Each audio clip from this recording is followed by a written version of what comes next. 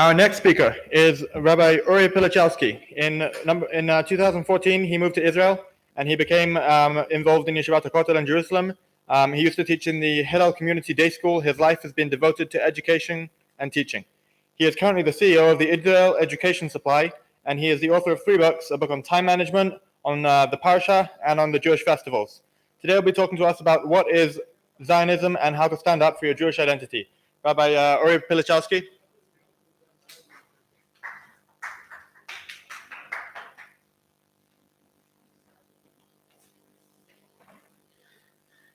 Okay. Good afternoon. Thank you very much. It's wonderful to see some familiar faces. Schwarzberg.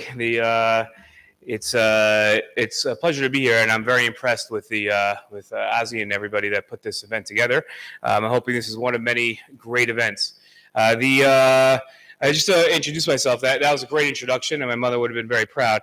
I actually work for Nefesh B'Nefesh. And we opened up a new office on Monday, and the new campus is designed as an educational center, not just an Aliyah center. And I'm a senior educator at Nefesh B'Nefesh, and we educate about Zionism. And some of those things is what I want to talk about. So if you're watching or you're here because you care about Zionism. That's why you're in the room, and that's already a big step. You're the cream of the crop. There are very few people that think about Zionism, that talk about Zionism, that feel that they're Zionists.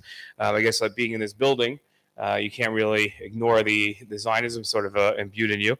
And it's great to recognize your leadership and to welcome it. So I feel that I'm among many people that are much greater than I am in this room, and I feel kind of somewhat inadequate talking to you, but I'm hoping that there's something I could lend to you.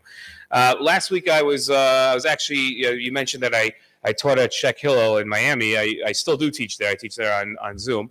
And last week I had a chance to visit the campus. I went there in person, and what was amazing to me is I went to Miami for one day. So I had my responsibilities I had to do, which was taking students around South Florida on a learning and lobbying mission.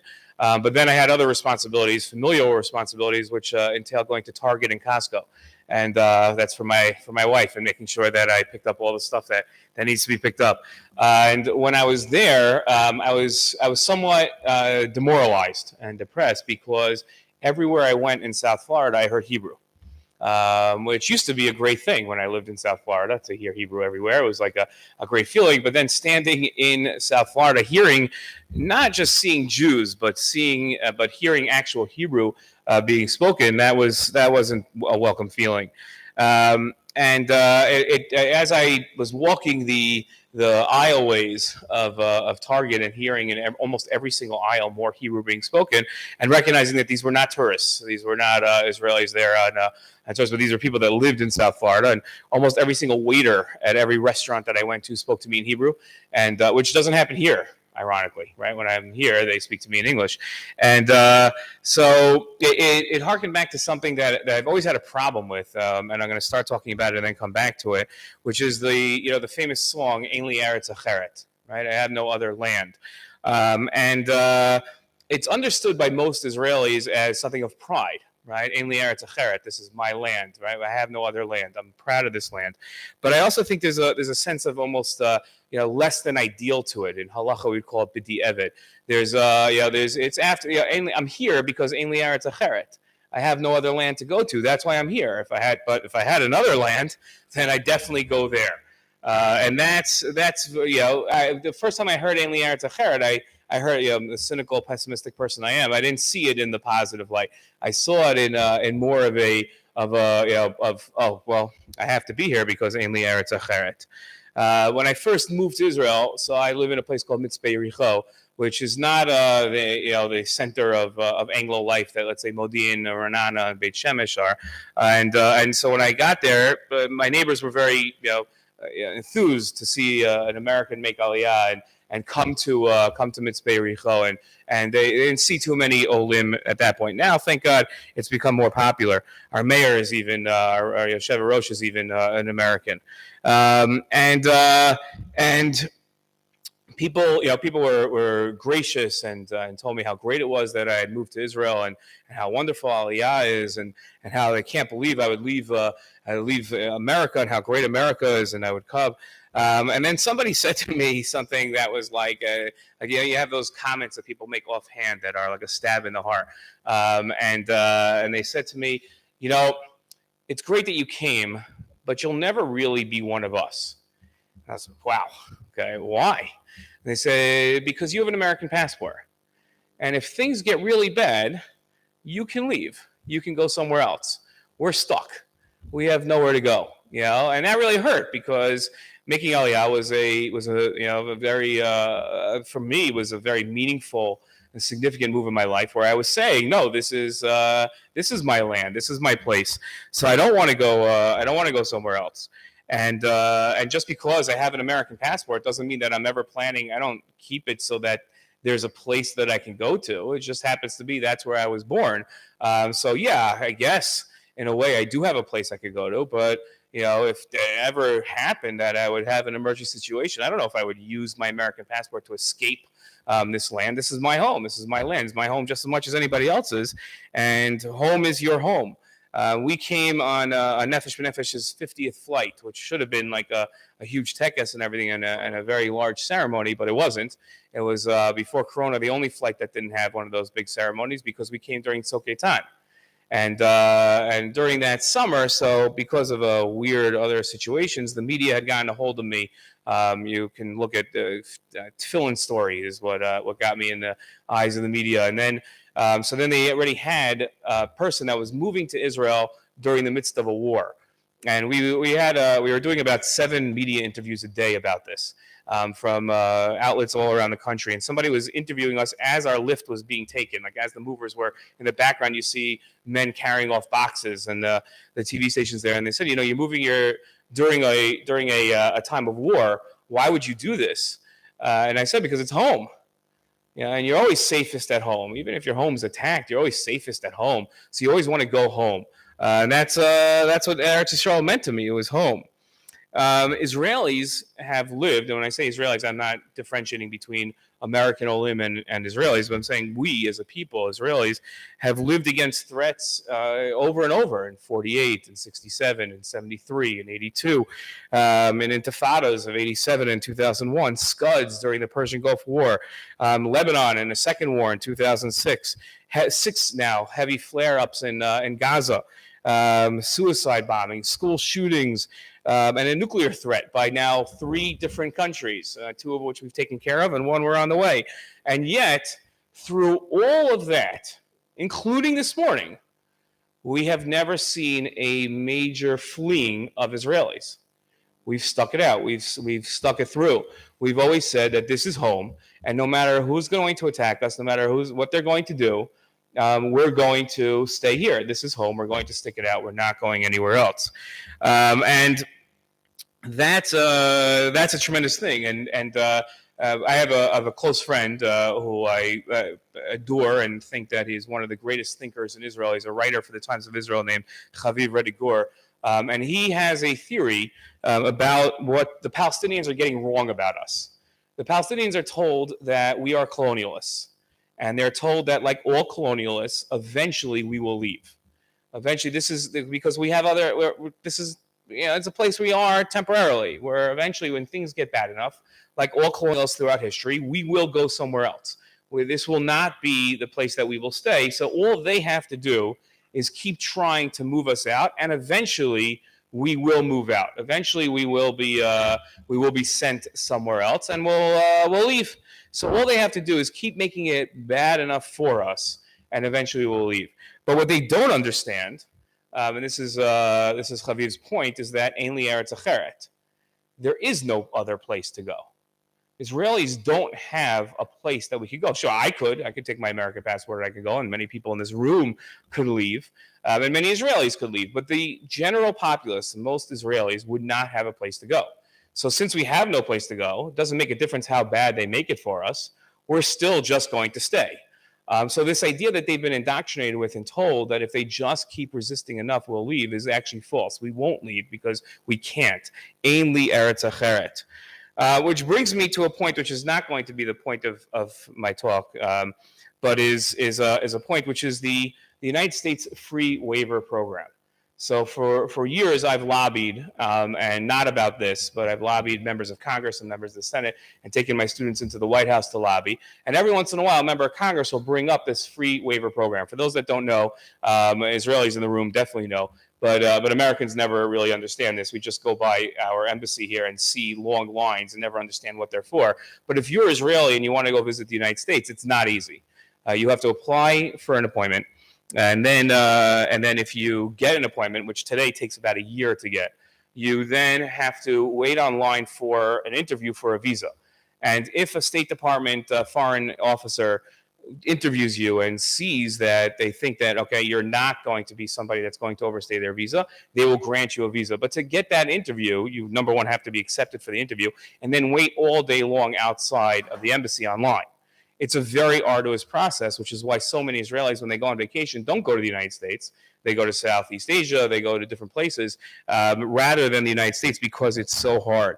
And a lot of, when this is brought up in front of my students, in front of other people, people just assume that the reason why it's so hard for an Israeli to get a visa to America is because the State Department has always been historically pro-Arab. It's always been anti-Semitic, and the feeling among the State Department is going to be, well, we shouldn't let the Jews come in, right? That's the idea. So we've got to limit it, and then we're going to make it very hard. And that's actually not true.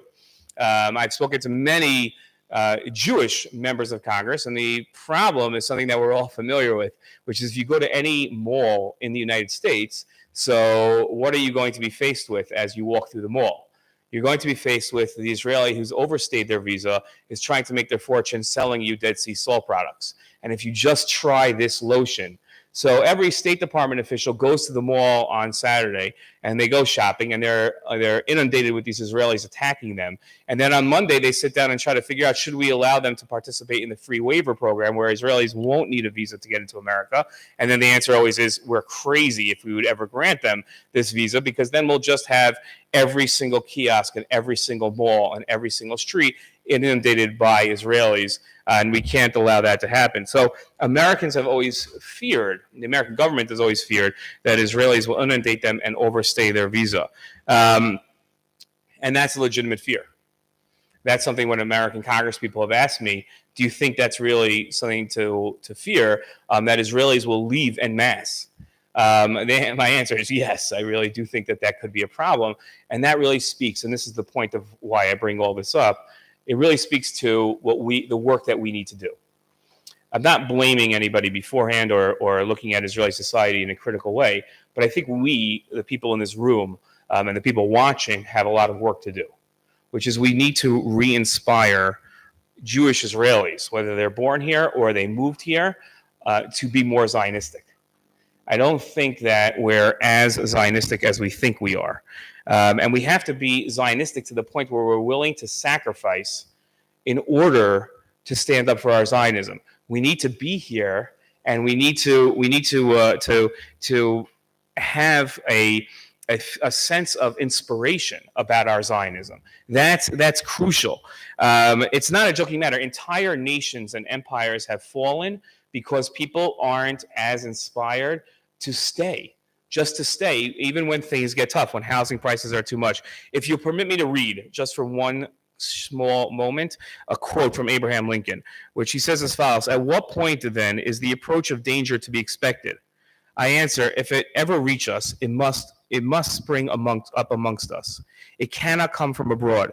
If destruction be our lot, we must ourselves be its author and finisher. As a nation of freemen, we must live through all time or die by suicide." Lincoln is referring, obviously, to the United States of America. This is often misquoted as the following quote: "America will never be destroyed from the outside. If we lose our freedoms, it will be because we have destroyed ourselves from within." And I think that doesn't just apply to Abraham Lincoln. It applies to us here in Israel. Lincoln is talking about America, a great nation that's built on great ideals, and Israel is just as great of a nation built on just as great ideals. And that's what we have to worry about. We've stuck up against enemies. We've made sure that intifadas and wars have not broken us. and have ensured that we stayed. And as much Hebrew as you hear in Florida, there's more Hebrew here spoken. Most of us have stayed.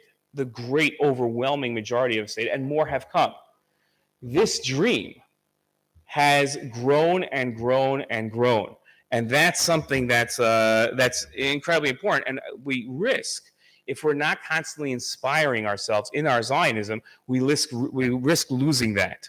At home and in school, our core message must be to teach our children about the importance of the land of Israel, about nationhood, about Zionism. Most importantly, we have to instill a sense of pride in who we are as Israelis. The combination of love and pride will keep our people in the land. All too often, and I think this is really important for a conference like this, we've replaced Zionism with pro-Israel reactionary activism, I'll call it. We've said that instead of being Zionists, we have to be pro-Israel. We've lost that sense of Zionism, but the meat of the matter is Zionism. That's what we're all about. We're about Zionism. We're not about being pro-Israel. We're about being Zionism. We're not about worrying about Ilhan Omar and Rashida Tlaib and what they're saying. We're not worried about Jewish Voices for Peace and their next absurd event that they have, and if not now's latest post. We play defense against Palestinian provocateurs, but we're forgetting the pride in who we are and what we stand for. We stand for a free Jewish people with self-determination in our own land. We stand for a strong Jewish people able to thrive, grow, and strengthen itself. We are Zionists, and we should be proud. Zionism isn't a dirty word. Zionism isn't something to be ashamed of. It's not something that we need to explain.